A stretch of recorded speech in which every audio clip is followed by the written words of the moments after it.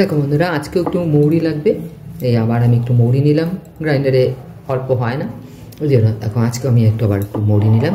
এখন মৌরিটা বাটি, তোমরা একটু দেখো। মৌরি বাটা হয়ে গেছে, এখন রান্নাটা আমি শুরু করছি, তোমরা দেখো। বন্ধুরা দেখো, আজকে আমি নিজে নিয়েছি শীতকালীন একটা রেসিপি, যেটা তোমার কাতলা আর ফুলকপি আলু দিয়ে ঝোল। অনেকের ঘরে হয়ে থাকে, কিন্তু সবার তো আর ইনগ্রিডিয়েন্টসগুলো সমান থাকে না, টেস্ট আলাদা হয়। তাই তোমরা একটু দেখো। এই দেখো, আমি মাছের কটা নিয়েছি। এটা তোমার কাশ্মীরি লঙ্কা আর হলুদ নুন দিয়ে আমি মেখে রেখেছি। আর আছে এটা কাঁচা লঙ্কা বাটা, তারপর তোমার মৌরি বাটা যেটা প্রধান, জিরে বাটা দিতে হবে অল্প, আর এখানে আছে আদা বাটা।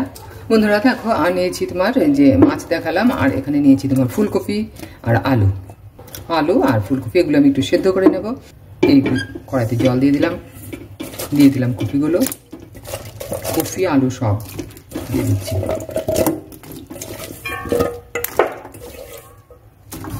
বন্ধুরা, এই আমি কফি সেদ্ধ বসিয়ে দিলাম, আর এখানে দিয়ে দিচ্ছি সামান্য নুন দিয়ে দিই, সেদ্ধটা একটু তাড়াতাড়ি হবে। সামান্য নুন দিয়ে দিলাম, কিন্তু ঝোলটাতে দিতে আমার সাবধানে দিতে হবে, যে ঝোলটাতে।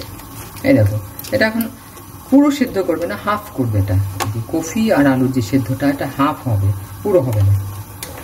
আর আরেকদিকে আমি তোমার এই মাছটা সাঁতলে নিচ্ছি, তোমরা দেখো। বন্ধুরা, এই যে কড়াইতে তেল দিয়ে দিলাম, এখন আমি মাছটা একটু সাঁতলে নিই। এই যে মাছটা নিয়েছি, সেই মাছটা একটু সাঁতলে নেব। বন্ধুরা দেখো, আমার এই দেখো মাছ সাঁতলানো হয়ে গেছে। মাছটা আমি সাঁতলে নিয়েছি। আর এই হচ্ছে তোমার আলু ফুলকপি, যেটা হাফ সিদ্ধ করেছি। আলু মোটামুটি হয়ে গেছে, নতুন আলু, তাই আলু আর নিচে এটাকে নিয়ে দেবো। এখন আমি দেখো সোমবারটা কি করে দিচ্ছি, মাছের ঝোলটা একদম।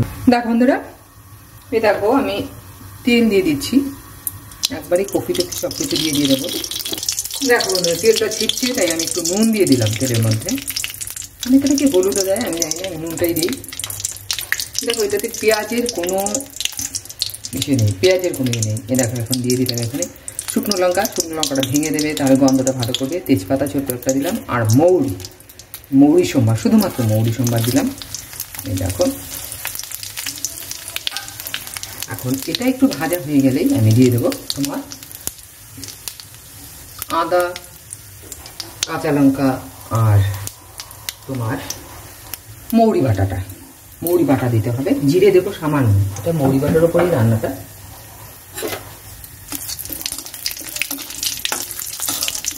এটা একটু ভাজা হয়ে গেলে আমি দিয়ে দেবো জিরে গুঁড়ো, সামান্য দেবো।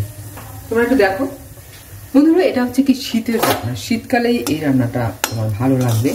যেহেতু শীতকালেই যে সবজিগুলো, ফুলকপি, তা আলুও বলে আলু 12 মাসই পাওয়া যায়, এখন সব জিনিসই 12 মাস পাওয়া যায়। কিন্তু অ্যাকচুয়ালি তো ফুলকপি, বাঁধাকপি বলো, শিম, তারপরে মূলো, এগুলো কিন্তু তোমার শীতকালে ভালো পাওয়া যায়। এই যে রান্নাগুলো শীতকালেই ভালো লাগে। দেখো বন্ধুরা, মৌরি মোটামুটি মৌরি ভাজা হয়ে গেছে। এখন আমি একের মধ্যে দিচ্ছি, তোমরা একটু দেখো। একদম মেন পয়েন্টগুলো এখানে। এই আমি দিয়ে দিচ্ছি লঙ্কা বাটাটা, হাফ তোমার প্রথমে দিয়ে দেবো মৌরি বাটা, মৌরি সম্বার দিয়েছি, বাটাতে দেবো মৌরি বাটা।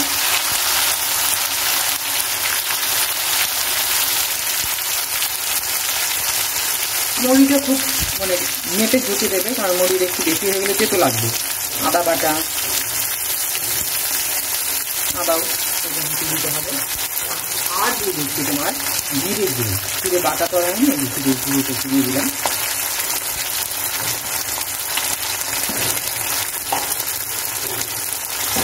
এখন একটু ঢেকে দিই। আর ঝাল নুন তোমার ইচ্ছে মতো দেবে, তেলও তোমার ইচ্ছে মতো। এখন এর মধ্যে আমি দিয়ে দিচ্ছি তোমার ফুলকপি, আলু সেদ্ধ করে রেখেছিলাম, এগুলো আমি দিয়ে দিচ্ছি।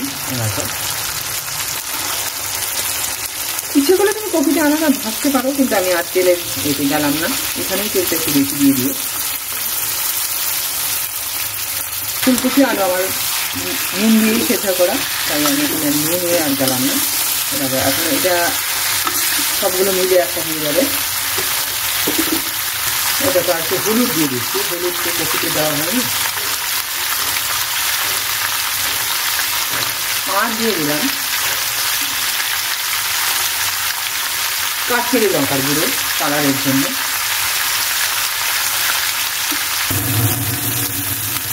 বন্ধুরা দেখো এটা হয়ে গেছে, আমি আঁচটা একদম কমিয়ে দিচ্ছি।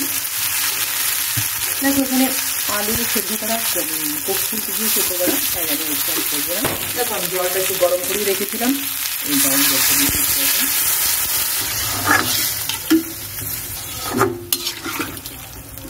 দেখো জলটা একটু দিতে হবে, হয়তো বা দেবো না, জল দেবো না, মাছগুলো তো দিতে হবে। তাই এটা শীতকালীন একটা সবজি দিয়ে তৈরি কাতলা কফি, মানে ব্যাপারটা হলো কি দেখো ফুলকপি শীতের দিনেই স্বাদ, এই জন্য এই রেসিপিটা শীতকালীন রেসিপির মধ্যেই পড়ে। আর জলটা আমি আরেকটু দিয়ে দিচ্ছি, সেদ্ধ করা আছে তবুও তোমার মাছগুলো দিতে হবে। আর নুন লাগবে, আর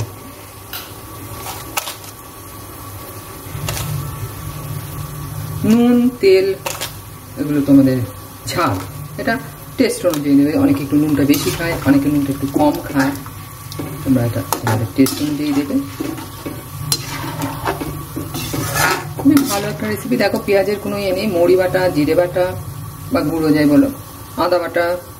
আর এখন আমি জলটা যখন এটা একটু ফুটবে তখন দিয়ে দেবো মাছটা। বন্ধুরা দেখো হয়ে গেছে, ফুটে গেছে। এখন তার মধ্যে আমি দিয়ে দিচ্ছি এক একে মাছটা। মাছটা দিয়ে আমি আর খুব একটা ফোটাবো না, কারণ মাছটা আবার ছাবা ছাবা হয়ে যাবে। মাছটা যেহেতু মোটামুটি সাতলানোটা ভালোই হয়েছে, তাই খুব একটা করবো না। মাছটা যদি তুমি জলটা বেশি ফোটাও এখন ঝোলটা, তাহলে মাছটার কি টেস্ট থাকবে না, ছাবা ছাবা হয়ে যাবে, মানে মাছের যে একটা টেস্ট সেটা পাবে না, ছাবা ছাবা হবে। মাছ দিয়ে একটা ফোটাবে না। একটা মাছটাও খুব ভালো, রাত্রিরও করেছিলাম আমি। এখন আঁচটা কমিয়ে দিয়ে আমি একটু ঢেকে দেবো, হয়ে যাবে শীতকালীন মাছের ঝোল, যেটা কাতলা কফি যে একটা রেসিপি। এখন একদম কমিয়ে দিচ্ছি আমি। দেখো তৈরি হয়ে গেল আমার কাতলা কফি রেসিপি, শীতকালীন একটা রেসিপি। দেখো মাছের ঝোল আমার তৈরি, ফুলকপি দিয়ে বড় মাছ, কাতলা মাছ যেটা, তার রেসিপি। দেখো বন্ধুরা এই আমার শীতকালীন রেসিপি কাতলা কফি ঝোল, একদম তোমার ইয়ে ছাড়া, খুব সহজ ঘরোয়া পদ্ধতিতে। ভিডিওটা ভালো লাগলে একটু লাইক করো, একটু শেয়ার করো।